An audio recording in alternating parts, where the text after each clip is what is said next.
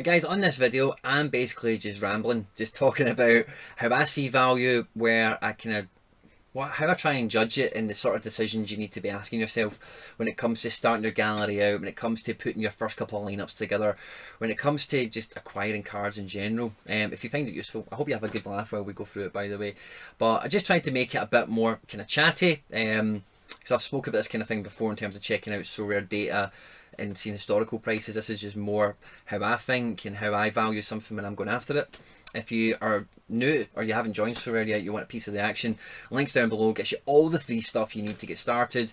If you're new to the channel and you haven't already, subscribe, hit the bells, like, share, retweet, wherever you found me. Stay out of trouble and let's get stuck into it. Now when it comes to judging value, you get, I'm going to say, three main sources. You get SoRare data. You can see historical transactions on the same card, the same player at different times. You've got the transfer market, so you can watch the auctions itself and you can see kind of who's bidding on what and why, and try and work it out that way in terms of live. Because like we've spoke about before when we were going through the spreadsheet stuff, if you haven't checked the spreadsheet out, by the way, I give you a free spreadsheet for nothing. You just need to shoot me an email, I'll give it back to you. There's a video somewhere in the channel, I think I put it in the new SoRare playlist. I'll probably move it into the intermediary playlist so you can find it easier. So if you've not done that, make sure you do it. I'll just email you back a nice wee spreadsheet. But when I was talking about that, you need to use your own value as well, because like, if you look at SoRare data, it'll show you historical transactions, right? But somebody like, I think the example we had in that video was Lewis Morgan. Lewis Morgan 3 months ago is not worth the same as Lewis Morgan today, now that he's hit goals and assists and high scores, whatever. That's just one example. There's buckets of them out there. So you need to use your intuition a little bit. You need to gauge yourself. Historically, what have they went for and why? Why is that different now? Why is it maybe went down or up? Your own intuition, and then just watching live action on top of that as well. Now what it always comes down to for me whenever I'm acquiring a player, whether it be a private auction, or a private transaction, I'm communicating with somebody directly, a manager sale, or an IPO kind of situation, is I'm always thinking about what team they go into, what lineup they go into, who do they complement, etc. So I've pulled back this game week here. It's the last game week. I think all regions were open. So for example, I look at my Asia lineup. Okay, now I only have one striker in Asia at the moment, and it's IC Ueda, who is a bench player at best. Okay, so when I'm looking for an Asian forward, for example, I will probably be willing to spend a little tiny bit more than you, because I really desperately need a striker that is playing every week, or most weeks at least, an upgrade on Ueda, who's rotational at best. And then that, as a turn of fate, allows my Omanami, my Ryu Jaemoon, my Hayo Kaibi, as well as my other Asian players, it actually gives them much more of a chance to fight. And actually, you know, look at the points here. We're 3 points off of what would have been a global D4 EFA prize, you know, with this Asian lineup, you know. And fair enough, we had the goalkeeper hitting a DNP, but so point being, I will probably value an Asian striker a little bit more than you when it's on an open market, an auction, because I need it quite desperately. Now if you're in a situation where maybe like I am with MLS, for example, if we look at an MLS lineup I've done this game week, Champion America D2, that's just that was a gamble on a few super rares I had that I couldn't put into a D3 situation. But if I have a look at my D4, so my D4, I've got Castellanos in there, I've got Kyoto, I've got McNamara. That's actually a really cheap team. Kyoto and Felcher were rewards. Castellanos I paid a little bit over the odds for at the time, but now is in line with value. And the Tommy McNamara is cheap as chips, and the Joe Bendick was cheap as chips. But whenever I'm looking at strikers in America, I'm looking, I've got Castellanos, I've got Johnny Russell, I've got Pulido, I've got Kyrie Shelton, I've got Carlos Vela, you know, the list goes on. I've got a lot of strikers there, so I'm not really going to be paying, or I don't really want to be paying top dollar for another MLS striker, unless it's something that, you know, it's a player I really want or I need because of the fixtures. It's only playoffs that are left, and maybe a dynamic like that comes into my thinking. But overall, it's really going to be down to what I'm willing to spend. Now, on top of that, we do trade everything in EFA. Okay, so if we have a look at the transfer market real quickly, let's just go manager sales, and we're talking about strikers. Strikers and goalkeepers are always the most expensive two positions. Okay, they've got a nice feature now where the best value, you you know, sorting procedure on this is based on like their value versus their scores, which is lovely. So it means if you're brand new, you can just leave it on that best value and you'll find people that are relatively cheap for the scores that they're pulling in, okay? But strikers and goalkeepers are always going to be more expensive because goalkeepers, number one, you need, especially one that plays. There's less of them, don't need me to tell you about that, blah, blah, blah. But with a forward, they have to be hitting goals and assists. They have to have goal contributions, otherwise their scores are quite feeble. In the mean, you know, there's always going to be the exceptions that are still always amazing scorers, regardless of goal contribution, because of the position and the role they play in their team. And I'm not going to go into the nuances of all that. But because everything is traded in Ether, you will, if you're anything like me, you will also be monitoring the price of Ether. Okay, so you need to, you should anchor a lot of your valuations, your transaction history, your profit and loss in fiat currency, dollars, euros, yen, pounds, whatever you play with on a day-to-day basis, to help you keep a kind of semblance of order. Okay, now, Ether moves up and down. If you don't have Ether in your wallet and you're going to be going into the secondary market, you do need to bear in mind there's a 10% surcharge, okay? So you do really need to be loading in Ether into your wallet to make the most of your money when you go into the secondary market.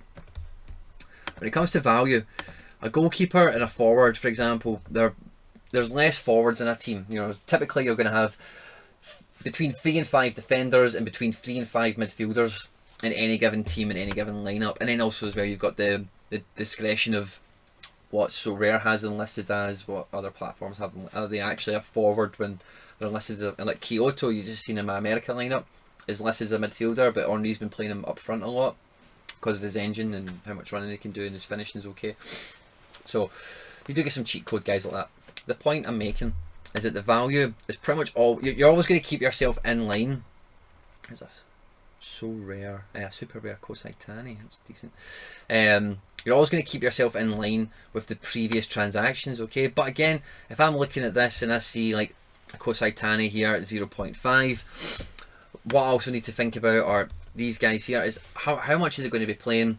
And when I look at the historical data, those prices, yeah, sure that this guy went for 1 Ether 3 months ago, but 1 Ether 3 months ago was 250 quid and now it's 350 quid.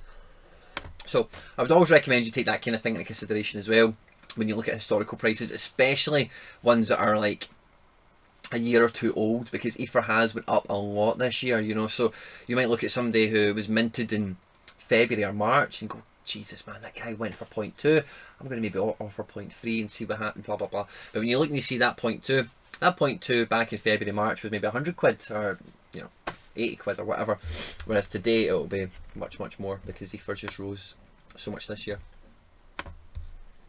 So again, it's all down to what is going to be utilising your gallery best. You know, if I want to sort this gallery out a little bit, let's say I go and look at positions. So I can see at a glance, I've got 17 goalkeepers. I know about half of them are duff because I maybe thought they were going to play and they didn't, or they were a gamble, it didn't pay off, or whatever. So whenever I'm looking for a goalkeeper, for example, I have to be thinking utility. What league do they go into? What cards do I already have that would go into that league that would complement them? How many fixtures do they have?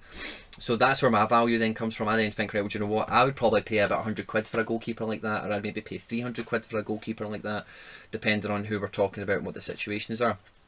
But as yourself, you might look at it and go, do you know what? It probably needs to be about 150 quid I pay for that goalkeeper, but I don't want to pay that. I want to pay 80 quid. So if you want to pay 80 quid, what you're then looking for is not all box ticked scenarios. You know, you're maybe looking at somebody, maybe much more like, I was going to say Van de Voort, I don't know if he's a great example. Maybe even Trubin. He'll be playing in European competitions, and that's all. So you're not going to get much games out of him, and that's why he'll be cheaper. Or it could be somebody like Sasniga. When I bought him, he was rotational and he's became first team. He's became #1 choice when he's fit and firing.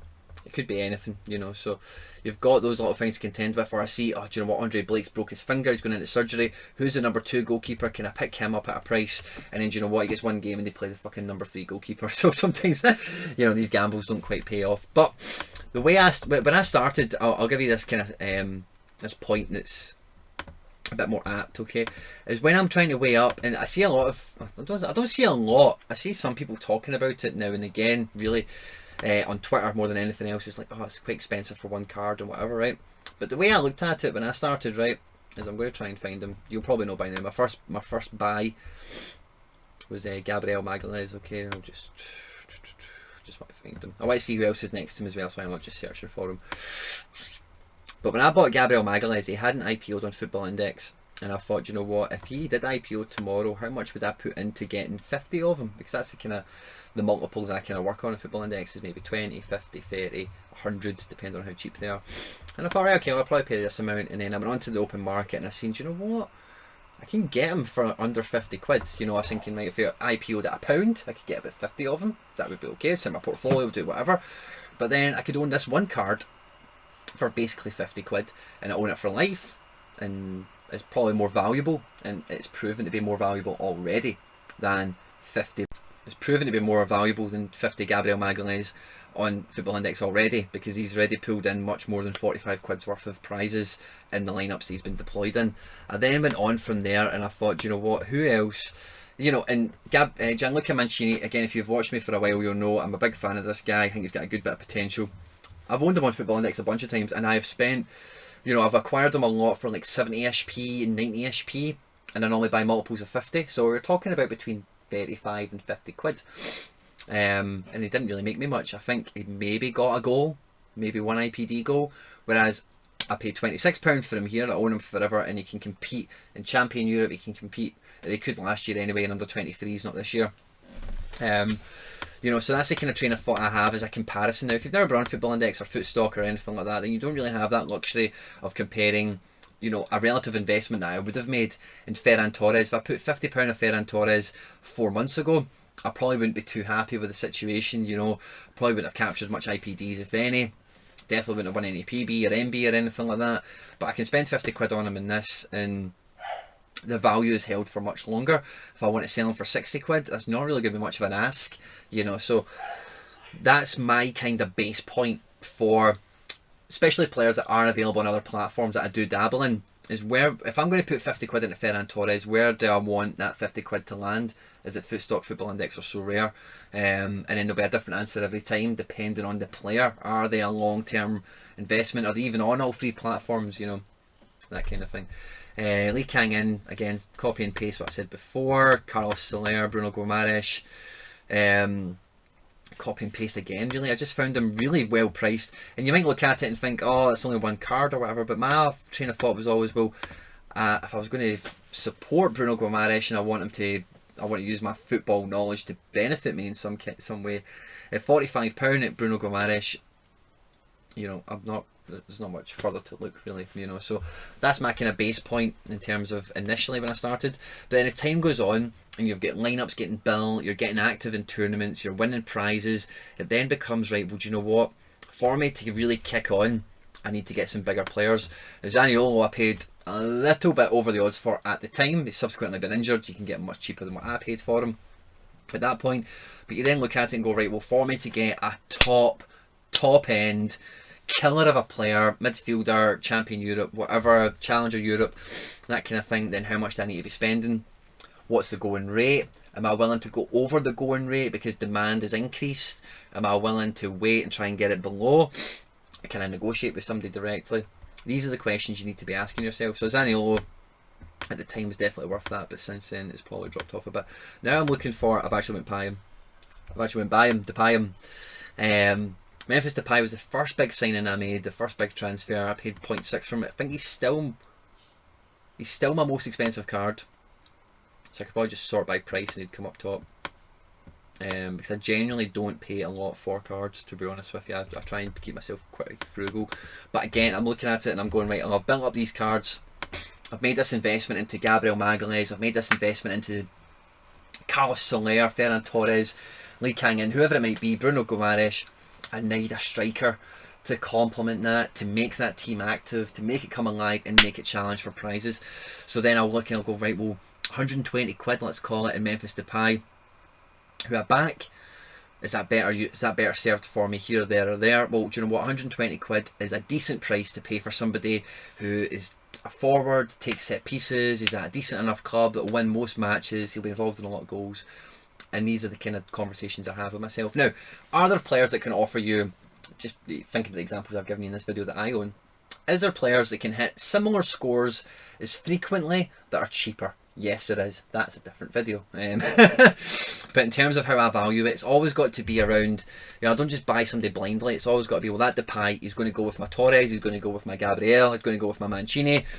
I've got a goalkeeper, I'll get Alban Lafont in, or I'll go and get Akin, I'll get these different guys in, and they'll complement each other. That ends up being a squad that can churn out win after win, prize after prize, and I feel confident, I feel comfortable, and then I can expand. Right, let's actually, do you know what?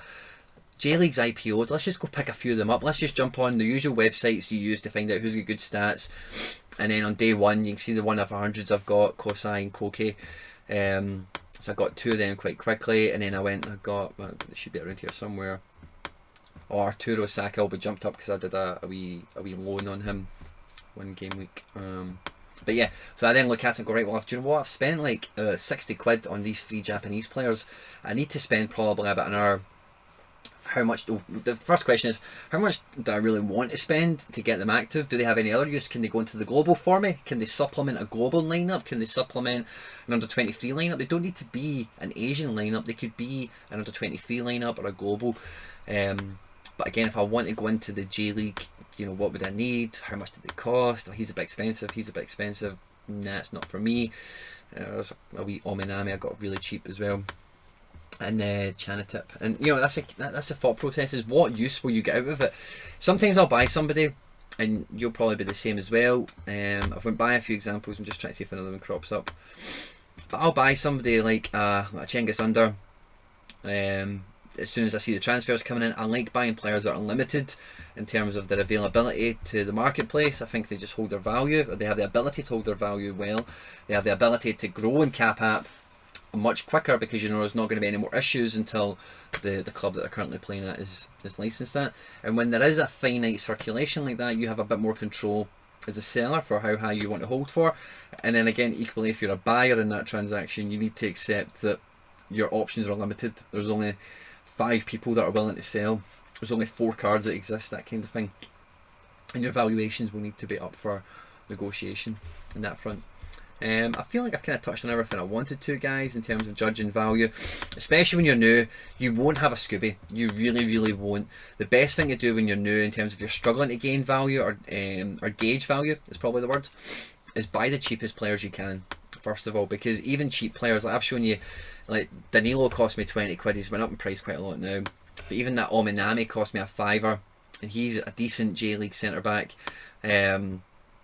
And then, there's a bunch of other guys. If you really look hard enough, and again, we've got another video talking about cheap people, so I'll save that for that. But then you can't really go too far wrong. Tommy McNamara, 6 quid.